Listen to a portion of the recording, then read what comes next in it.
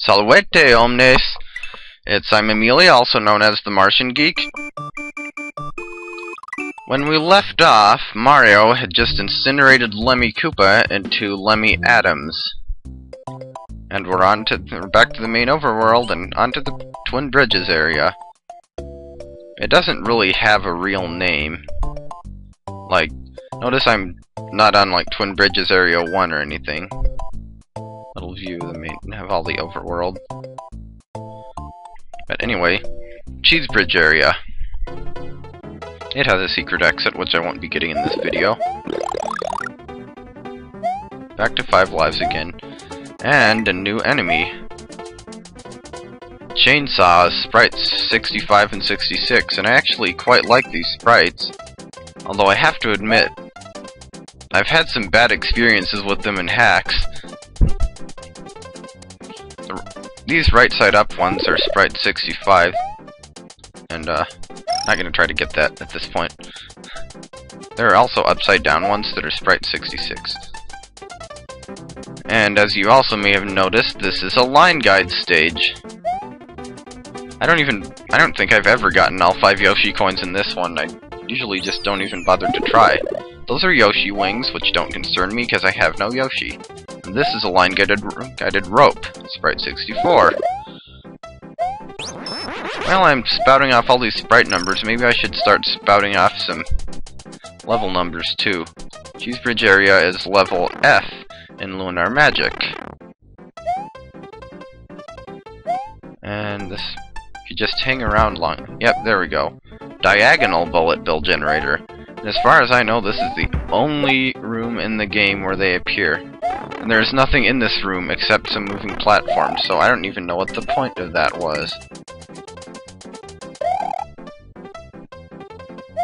Except to skip some of the stage, which I don't want to skip anyway.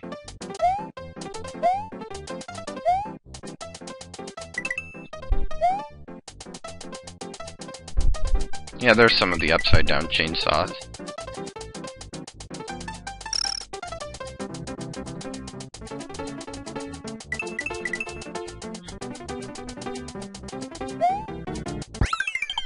$50! 3 up! Yay! 50 is the maximum you can get, and it's not easy to get either. But if you get 50 bonus stars, you also get a 3 up. I conquered the saws. And we're on to Cookie Mountain. I quite like Cookie Mountain and Cheesebridge Area, really.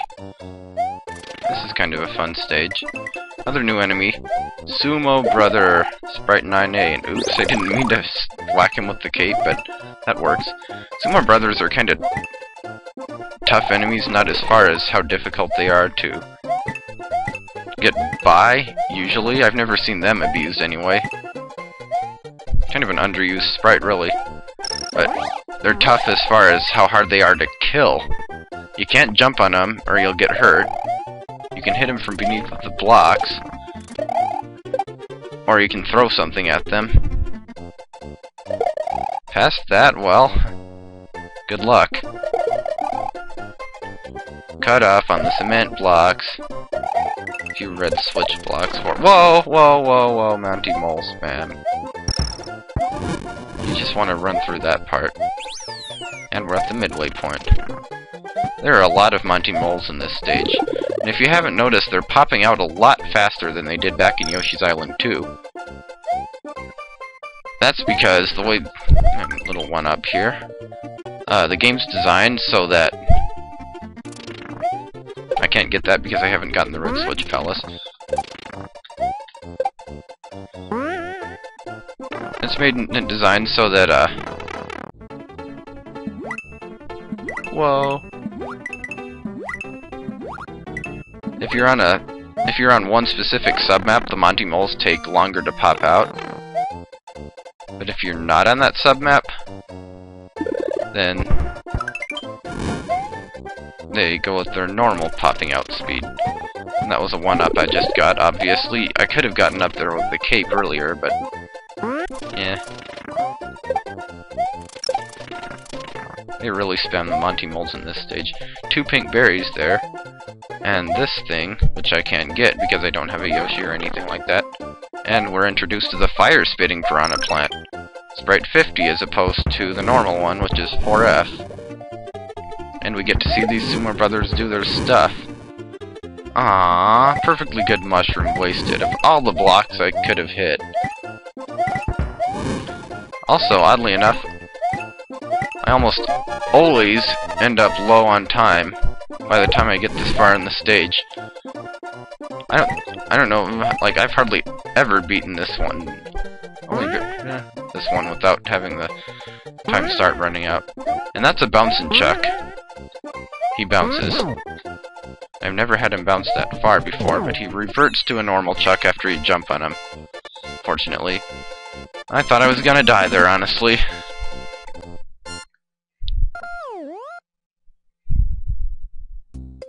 Sumo Brothers are cool enemies. I wish people would use them more, but not spam them. And we're already at the castle! Holy moly!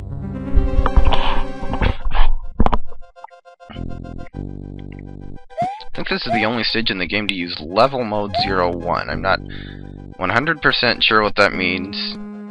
Well, basically, the background, the red rock walls, those are on layer 2. But you can't interact with layer 2 in level mode 1. Like you care. This is a very narrow passage to get through, and it's much more difficult if you're big. Which I wasn't. Careful with that jump.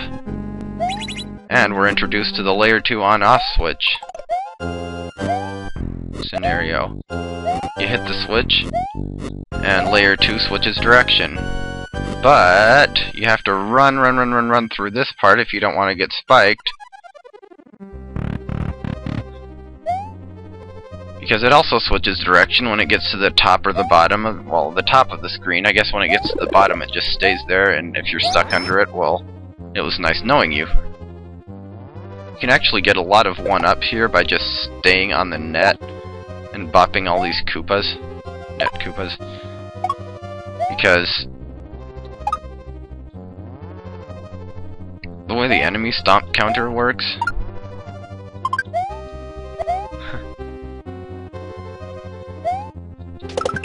as long as you never get off the net, or I'm actually not sure if punching the Koopas will reset the counter or not, but if you're running low on lives, this is one of the many stages you can come to. And we're up against Ludwig von Koopa, who has a completely unique attack pattern. He spits 4 fireballs, he turns himself into a shell, goes back and forth, then stops, then jumps over you, and repeat process. He's not difficult, and he's pretty fun, actually.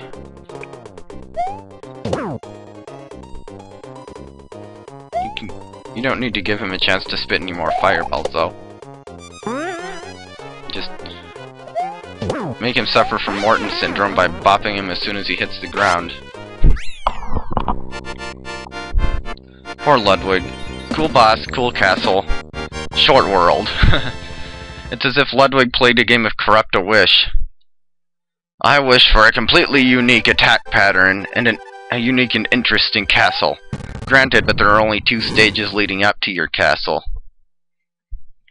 And, well, okay, what I meant by a unique attack pattern is the Koopa Kid's attack patterns basically come in pairs. 2 of them do this with variation, 2 of them do this with variation, 2 of them do that with variation. You'll find out more about it in part 5, because we haven't had any variations, or we haven't had any matches, so to speak, yet. Ludwig von Koopa's days of composing Koopa symphonies in Castle Number 4 are over. The Forest of Illusion lies ahead. Mario must use his brain to solve the puzzle of this perplexing forest. And this will be our first non-linear world. You'll find out what that means in part 5. Forest of Illusion 1. Nice submap music. Continue and save. That's the end of this one. Thanks for watching. See you next time.